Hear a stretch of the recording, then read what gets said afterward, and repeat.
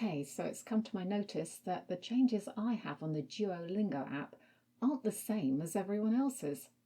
There seems to be a lot of beta testing going on.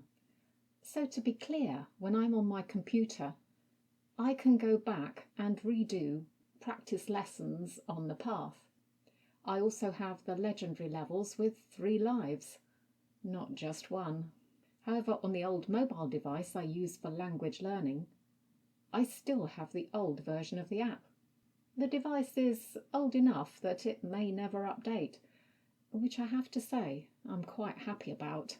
This thing about the legendary level only having 1 life, call me cynical, but that seems like a way for them to get rid of the legendary level, because people will not pay the extra, I'm going to call them credits because they change the names of them all the time, to actually progress through the legendary level. If people aren't using it, why do they need it?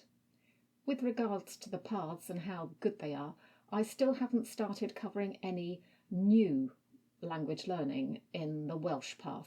I had already decided that I was going to revise until the new year before the new paths came out, and I'm sticking with that for the moment. Redoing the lessons as practice is working quite well for that. However, I'm also revising my Italian tree, what was the Italian tree, what is now the path, which I finished over 1.5 years ago now, because I'm a little bit rusty on things like the passato prossimo, because you don't see that much when you're actually reading the language. And the new paths, although they do help you go over things again, you can't target what you want to revise. And I do really want to revise specific things, the different tenses, more than anything else. And I can do that on the old version. I can't really do it on the new version. This is why I'm happy I still have the old version. Which makes me wonder if they do change it so that you can't go back along the paths and actually revise every individual point. How are you going to revise if you've finished a course? Do you just have one final lesson that you keep going over and over again? Of course, I am talking about the free version. I don't have the paid version. There may be ways to do this there, but that kind of negates the point of Duolingo, which is supposed to be free language learning for all.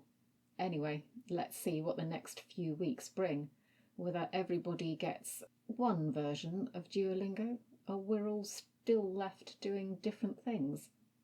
I'm not sure I can take any more changes. The Welsh tree has already had now 2 major updates this year.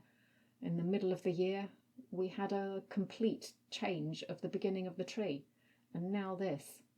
It's making it very difficult to progress.